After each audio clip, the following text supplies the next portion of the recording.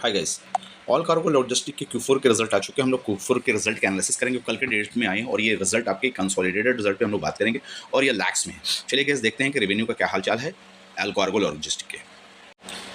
तो revenue from the operation से सबसे पहले देखेंगे और अदर इनकम देखेंगे और टोटल इनकम की बात करेंगे। तो क्वार्टर टू क्वार्टर हम लोग देखते हैं क्या रेवेन्यू। तो रेवेन्यू फ्रॉम द ऑपरेशन देख सकते हैं कि 3,983 करोड़ का है, जिसके लास्ट क्वार्टर में देखेंगे कि 4,66 करोड़ का हुआ करता था, जो कि यहाँ से लास्ट क्वार्टर का थोड़ी गिरता हुआ दिख रहा है। और क्वार्टर फोर के हिसाब से, क्वार्टर फोर 24 के हिसाब से देखेंगे तो 3,364 करोड़ का है। तो 3,364 से 96 करोड़ तो यहाँ पे राइज होता हुआ दिखता है। और क्वार्टर थ्री के हिसाब से देखते हैं तो यहाँ पे फॉल थोड़ी सी हमको दिखती है। तो रेवेन्यू, अगर टोटल रेवेन्यू देखेंगे तो टोटल रेवेन्यू हमारा 3,952 करोड़ का हुआ करता था फ्रॉम द मेन ऑपरेशन से, कोर ऑपरेशन से। अगर क्वार्टर थ्री की बात करें तो हमारी रेवेन्यू 4,57 करोड़ की दिख रही है। तो क्वार्टर थ्री की बात करें, क्वार्टर फोर 24 की बात करें तो हमारी रेवेन्यू करीब करीब 3,347 करोड़ का दिख रहा है। तो क्वार्टर टू क्वार्टर देखा जाए तो थोड़ा सा स्लाइडली प्रेशर देखने को मिल रहा है रेवेन्यू में, बट अगर ईयर टू ईयर बात करें कि हमारी रेवेन्यू अच्छी दिख रही है। अब इनका एक्सपेंस देखेंगे। ऑल कार्गो एक्सपेंसेस में ऑपरेटिंग एक्सपेंसेस आएगा, एम्प्लॉय बेनिफिट्स आएगा, फाइनेंशियल कॉस्ट आएगा। इसमें ऑलरेडी इंक्लूडेड है फाइनेंशियल कॉस्ट, जो फाइनेंशियल के लिए लेती है, डिप्रेशन एंड एमोर्टाइजेशन कॉस्ट आएगा। डिप्रेशन ऑलरेडी एक्सपेंसेस में इंक्लूड रहेगा, अदर एक्सपेंसेस आएगा। तो सभी मिला करके हम टोटल एक्सपेंसेस के ऊपर बात करेंगे। तो हमारा टोटल एक्सपेंसेस क्वार्टर फोर के करंट क्वार्टर में देख सकते हैं टोटल एक्सपेंसेस 3,986 करोड़ का आ रहा है। उसके अगेंस्ट में लास्ट क्वार्टर में हमारा एक्सपेंसेस था 4,066 करोड़ का। और उसके प्रीवियस क्वार्टर में देखेंगे, प्रीवियस ईयर के अकॉर्डिंग देखेंगे तो 3,382 करोड़ का, 85 करोड़ का आ रहा है। तो यहाँ 85 और 4,000 तो करीब करीब 5% बोल सकते हैं बढ़ता हुआ दिख रहा है क्वार्टर टू क्वार्टर बेस से, ईयरली बेसिस पे। और क्वार्टर थ्री से कंपेरिजन करेंगे तो करीब आपका 6 करोड़ का नुकसान दिख रहा है, जो कि बोल सकते हैं कि आपको 1 से 2% का नुकसान होता हुआ दिख रहा है। तो ऑल कार्गो की कंडीशन में जितनी की रेवेन्यू है उसको और एक्सपेंसेस को काटने के बाद देख रहे हैं तो करीब 2 करोड़ का नुकसान, 2.67 करोड़ का नुकसान होता हुआ दिख रहा है। मामूली नुकसान होता हुआ दिख रहा है कि लास्ट क्वार्टर में 0.01 करोड़ का यानी 1 लाख का नुकसान दिख रहा था।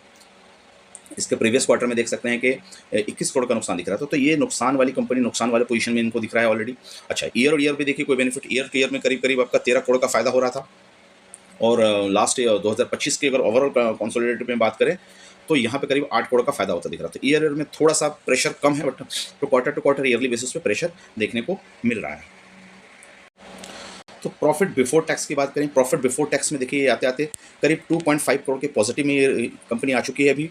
और हमारा लास्ट क्वार्टर में देखेंगे तो 7.44 करोड़ का positive after tax positive result हो चुका है। और इसके प्रीवियस क्वार्टर में वाई बेसिस पे देखेंगे तो प्रॉफिट आफ्टर टैक्स अगर देखेंगे तो करीब 18.49 करोड़ की नेगेटिव फिगर थी। तो यहाँ से ये क्वार्टर ईयर बेसिस पे प्रॉफिट आफ्टर टैक्स पे आने के बाद सुधर रही है। तो इसमें मेन रीज़न क्या है, यहाँ पे देखिएगा कि 19 करोड़ का सब करीब ये नेगेटिव फिगर देखने को निकला है। और एक्सेप्शनल आइटम का, और यहाँ पे एक्सेप्शनल आइटम में गिरावट देखने को मिली है नेगेटिव फिगर्स में। इसके कारण प्रॉफिट आफ्टर टैक्स बढ़ता हुआ दिख रहा है। ऑल कार्गो के प्रॉफिट आफ्टर टैक्स की बात करें, प्रॉफिट आफ्टर टैक्स में देखेंगे टैक्स डिडक्शन के बाद हमारा प्रॉफिट कितना निकल के आ रहा है। क्योंकि प्रॉफिट बिफोर टैक्स ये पॉजिटिव में आ चुकी थी, प्रॉफिट आफ्टर टैक्स जाने के बाद फिर ये नेगेटिव में आ चुका है। करीब 3 करोड़ के नेगेटिव और 3.04 करोड़ का नेगेटिव हो रहा है। और लास्ट क्वार्टर में देखा जाए कि 9.79 करोड़ का ये पॉजिटिव में था।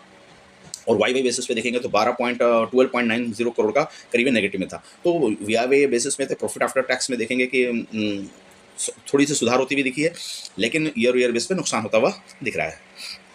तो इनका फाइनली ईपीएस देखें, ईपीएस क्या आ रहा है। ईपीएस अभी के समय में 0.12 आ रहा है ईपीएस, जो कि नेगेटिव में है। और लास्ट क्वार्टर के ईपीएस पॉजिटिव में था, 0.11 था ईपीएस, तो उसके हिसाब से गिरावट दिख रही थी। और इसके प्रीवियस क्वार्टर में जो ईपीएस था इससे और बुरा हालत था, 0.06 ईपीएस था, जो कि नेगेटिव में है। तो ये ईपीएस का पोजीशन थोड़ा सा ईयर टू ईयर पे भी नेगेटिव है और अभी भी नेगेटिव आ रहा है। वाई बेसिस पे ईपीएस ने क्वार्टर थ्री में पॉजिटिव होने की कोशिश की थी, ईपीएस 0.11। तो यहाँ से ईपीएस में गिरावट दिख रही थी। अब ईयर एंडेड के हिसाब से ईपीएस देख रहे हैं कि इसका ईयर एंडेड के हिसाब से ईपीएस क्या आ रहा है। ईयर एंडेड के हिसाब से 2024 के पास 1.51 हुआ करता था, जो कि 2025 में 0.36 आ गया। तो यहाँ पे ईपीएस ईयर एंडेड के हिसाब से जोड़े तो पॉजिटिव बना हुआ है, बट अभी कंस्टेंट ये है कि ये वाई बेसिस पे और अभी बेसिस पे कि ईपीएस इनका अभी भी नेगेटिव है। तो फ्रेंड इस तरह से देख सकते हैं, इसके ऊपर आपको कल के ट्रेडिंग सेशनों में ऑल कार्गो में दबाव दिख सकता है। अब इसका रेवेन्यू सेगमेंट की बात करें रेवेन्यू कहाँ से निकाल के ला रही है, तो रेवेन्यू सेगमेंट में देख सकते हैं कि जो बड़ा जो पार्टिसिपेशन है सप्लाई चेन का है, इंटर्म्स ऑफ सप्लाई चेन में करीब 3,442 करोड़ की रेवेन्यू आ रही है। एक्सप्रेस डिस्ट्रीब्यूशन में करीब 385 करोड़ का रेवेन्यू आ रहा है। कॉन्ट्रैक्ट लॉजिस्टिक्स में रेवेन्यू करीब 129 करोड़ का निकल के आ रहा है।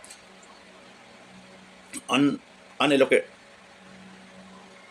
तो इस तरीके से रेवेन्यू देखते थे, डिफरेंट पैरामीटर से रेवेन्यू आ रहा है। Net income from the operation देख लिए, यहाँ पे करीब 3,952 करोड़ का निकल करके आ रहा है, जो लास्ट क्वार्टर में कितना हुआ करता था, 4,057 करोड़ का हुआ करता था। इस तरीके से रेवेन्यू ब्रेकअप वाइज इनका आ रहा है, इसका रेवेन्यू सेगमेंट। अब इनका कंसोलिडेटेड हमको बैलेंस शीट इनका देखेंगे, एसेट और लायबिलिटी का कंडीशन चेक करेंगे। एसेट और लायबिलिटी में इनका क्या हाल है, चूँकि प्रॉफिट लॉस स्टेटमेंट में तो नेगेटिव टू नेगेटिव ही है, इसमें कुछ निकल के नहीं आ रहा है इन्वेस्टर के तौर पे।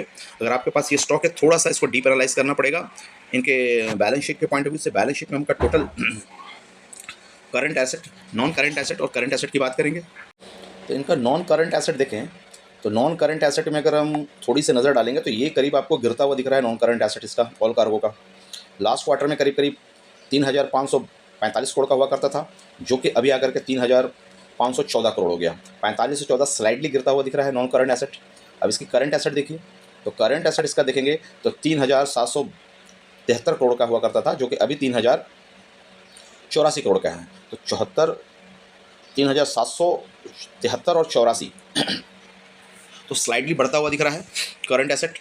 अब टोटल एसेट देखिए, टोटल एसेट को देखेंगे तो 4,318 करोड़ का है, और उसके जगह में अभी की जो एसेट है तो 7,598 करोड़ का है। तो करीब अगर देखें यहाँ पे तो 50 करोड़ बढ़ता हुआ दिख रहा है। 7,300, 7,500, 200 बढ़ता हुआ दिख रहा है, 200 के आसपास बढ़ता हुआ दिख रहा है। तो स्लाइडली बढ़ता हुआ दिख रहा है एसेट वाइज।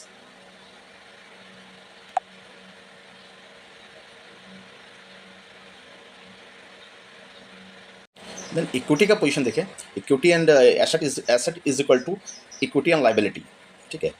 तो इक्विटी का कंडीशन देखें, इक्विटी शेयर होल्डर कैपिटल्स कितने आ रहे हैं, अदर्स कितने आ रहे हैं, और हम लोग टोटल इक्विटी की बात करेंगे। तो टोटल इक्विटी अभी के हिसाब से अगर देखा जाए तो अभी के हिसाब से टोटल इक्विटी का परसेंटेज अगर देखा जाए तो 2604 करोड़ 40 करोड़ का है, और लास्ट क्वार्टर में कितना था, 2619 करोड़ का।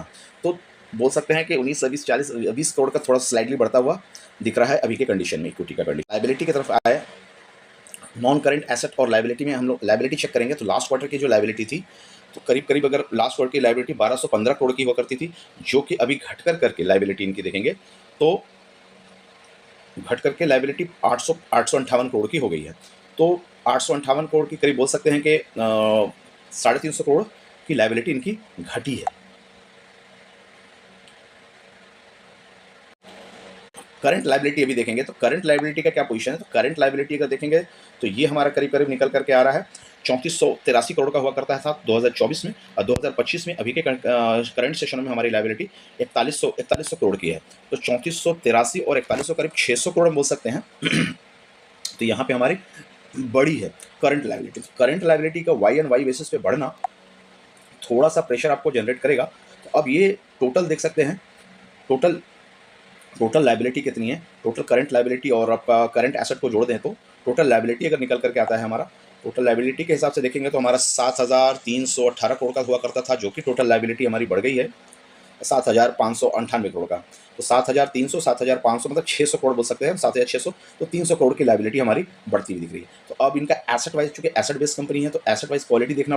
तो करंट एसेट के तौर पे देखिएगा तो यहाँ पे देखेंगे कि आपको करंट एसेट अभी के इस क्वार्टर 4 के मतलब Y25 के हिसाब से देखेंगे तो करंट एसेट 4,184 करोड़ का आ रहा है, जो कि इसके हिसाब से करंट लायबिलिटी से करंट कंपेरिजन करेंगे तो 4100 करोड़ आ रहा है। 4050 से 4100 करोड़ तो मोटा मोटी बराबर बोल सकते हैं। थोड़ा सा करंट एसेट कम है as comparison to current liability, तो थोड़ा सा आपको यहाँ भी फाइनेंशियल भी थोड़ा सा प्रेशर में दिखेगा ये स्टॉक। अब इनका कैश फ्लो स्टेटमेंट, तो बैलेंस शीट भी थोड़ी सी वीक दिख रही है और हमारा प्रॉफिट लॉस स्टेटमेंट भी वीक दिख रहा है। तो दोनों सिनेरियो में ऑल कार्गो वीक दिख रहा है। तो लास्ट एंड फाइनल पॉइंट इनका सेगमेंट वाइज भी थोड़ा सा कमजोर दिख रहा है, थर्ड सेगमेंट भी अगर बोल सकते हैं हम। तो लास्ट फाइनल देखते हैं ऑल कार्गो का कुछ कैश फ्लो में कुछ निकल करके आ रहा है क्या। तो कैश फ्लो की कंडीशन हम लोग देखेंगे, हम लोग 3 पैरामीटर पे बात करेंगे। नेट कैश फ्लो सबसे पहले हम लोग जाके चेक करेंगे कि नेट कैश फ्लो इनका क्या कंडीशन आ रहा है। तो देख सकते हैं net cash flow for the period, for the end of the period देख सकते हैं नेट कैश फ्लो इनका आ रहा है। नेट कैश फ्लो तो पॉजिटिव में बना है भाई। तो कहाँ से पॉजिटिव में है, नेट कैश फ्लो देखेंगे कि ये आपका करीब करीब 577 करोड़ का है अभी, और लास्ट क्वार्टर जो हमारा नेक्स्ट कैश फ्लो था तो हमारा करीब 55,410 करोड़ का था।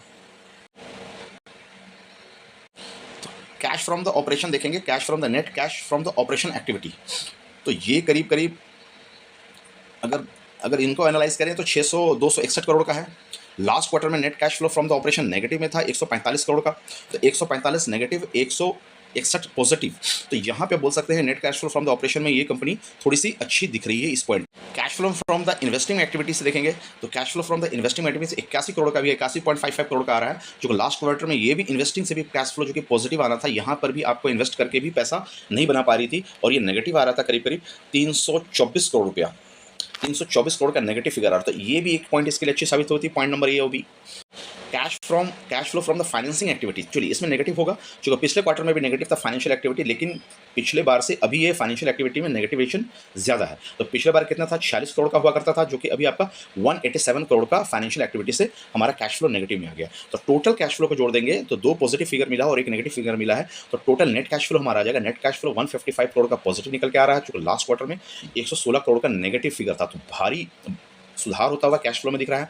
अच्छा, अब नेट कैश फ्लो के बाद हमारा 155 करोड़ से हमारा नेट कैश फ्लो और बढ़ता हुआ हम लोगों को दिख सकता है, क्योंकि यहाँ पे मेन पॉइंट क्या ऐड हो रहा है कि net cash flow at the beginning of the year देखेंगे, at the beginning of the year the cash flow देखेंगे तो करीब करीब 410 करोड़ का पॉजिटिव पोजीशन मिल रहा है। तो सभी पोजीशन को काट कर करके हमारा net cash flow in hand right now इस फाइनेंशियल ईयर के बाद कितना आ रहा है, 575 करोड़ आ रहा है। तो पिछले बार कितने थे, पिछले बार का फिगर अगर देखिएगा तो 410 करोड़ आ रहा है, तो 410 का नेट कैश फ्लो यहाँ भी पॉजिटिव हो रहा है, यहाँ भी पॉजिटिव हो रहा है आफ्टर ऑल एडजस्टमेंट। जबकि अगर देखेंगे नेट कैश फ्लो अगर तीनों पैरामीटर को जोड़ते तो यहाँ नेगेटिव फिगर था, तो यहाँ पे करीब करीब 919 करोड़ का पॉजिटिव फिगर आके ऐड हो गया है फॉर द फाइनेंशियल ईयर के हाथ में, जो कैरी फॉरवर्ड होकर के कैश फ्लो आया है, और अभी के समय में 410 करोड़ आया, जिसके कारण से ये फिगर आपकी लास्ट क्वार्टर के पॉजिटिव आ गई। तो अभी आपका कैश फ्लो नेट क्या है, अगर ओवरऑल बात करें तो 573 करोड़ का नेट कैश फ्लो आपके हाथ में फॉर द पीरियड बोल करके ऐड होकर कॉन्ट्रीब्यूशन लेकर के ऐड होकर के, तो एक पॉजिटिव फिगर कैश फ्लो के पैरामीटर के अकॉर्डिंग आप बोल सकते हैं कि कैश फ्लो कंपनी के पास में है, लेकिन लायबिलिटी प्रेशर में है और आपका अर्निंग नहीं कर रही है। इस तरीके से और डिटेल में देखना चाहें तो ऑल कार्गो की बहुत सारी सब्सिडरी कंपनी है, जिसके कारण भी इनका प्रेशर थोड़ा सा ज़्यादा दिखता है।